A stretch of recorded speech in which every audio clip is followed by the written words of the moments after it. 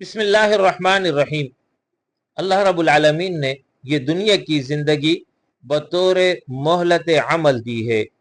انسان اس عمر میں جو بھی عمل کرے گا اس کی جزا یوم جزا اسے حاصل ہوگی، لہٰذا یہ محدود عرصہ ہے، اس میں انسان آخرت کے لیے جو کمائے گا آخرت میں وہ پالے گا۔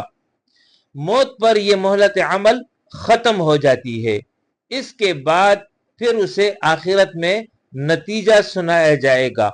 البتہ حدیث کے مطابق عمل کے ختم ہونے کے باوجود بھی بعض اعمال ایسے ہوتے ہیں جو کسی شخص نے اپنی زندگی میں کیے ہوں، اس کا فائدہ یا نقصان باقی رہ جائے تو پھر اس کا اثر ثواب یا عذاب کی صورت میں موت کے بعد بھی جاری رہتا ہے۔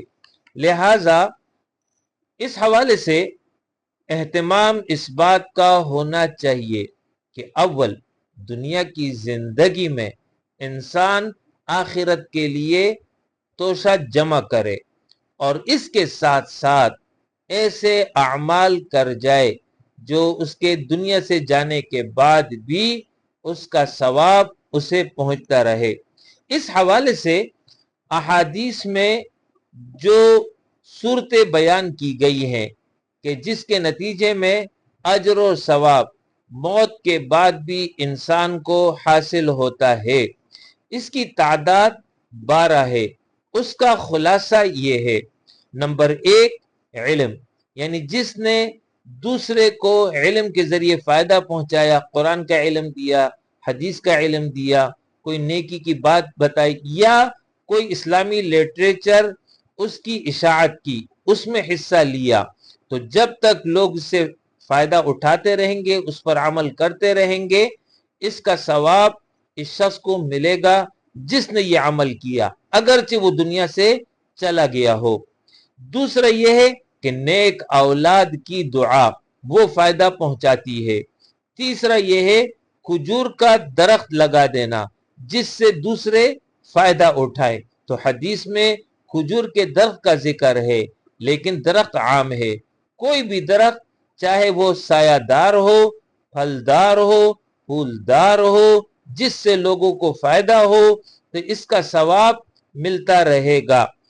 چوتھا یہ ہے صدقہ جاریہ والا عمل، یعنی ایسا صدقہ کہ جس کے نتیجے میں لوگوں کو فائدہ مستقل ملتا رہے، تو جب تک لوگ فائدہ اٹھائیں گے اسے ثواب ملے گا۔ پانچواں ہے قرآن مجید جو وراثتاً منتقل ہوتا رہے اور پڑھا جاتا رہے، یعنی اس نے قرآن مجید کا نسخہ وقف کر لیا اور لوگ اس کو پڑھ رہے ہیں، تلاوت کر رہے ہیں، جب تک اس نسخے کی تلاوت ہوتی رہے گی اسے ثواب ملتا رہے گا۔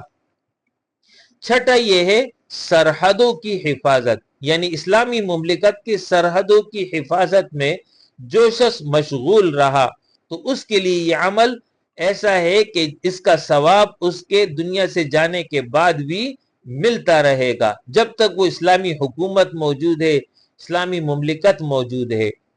ساتواں کنواں کھدوانا، جس نے ضرورت مندوں کو فائدہ پہنچانے کی نیت سے کنواں کھدوا دیا، بورنگ کرا لی، یہ ثواب اسے ملتا رہے گا جب تک لوگ اس سے فائدہ اٹھائیں گے۔ آٹھواں یہ ہے نہر جاری کر دی جس سے لوگ فائدہ اٹھا رہے ہیں۔ نواں یہ ہے مسافر خانہ تعمیر کر لیا جس میں لوگ آرام کرتے ہوں۔ دسواں یہ ہے ذکر کے لیے کسی عمارت کو تعمیر کر دی اور لوگ اس میں بیٹھ کر اللہ کا ذکر کرتے ہوں۔ گیارہواں یہ ہے قرآن کی تعلیم کے لیے مدرسہ بنا دیا یا اس میں حصہ لے لیا۔ بارہواں یہ ہے کہ مسجد بنا دی یا مسجد بنانے میں اپنا حصہ شامل کر لیا۔ تو احادیث میں یہ چند بطور نمونہ بیان ہوئے ہیں۔ خلاصہ یہ ہے ہر وہ عمل جس کی منفعت یعنی فائدہ اور برکت جاری رہے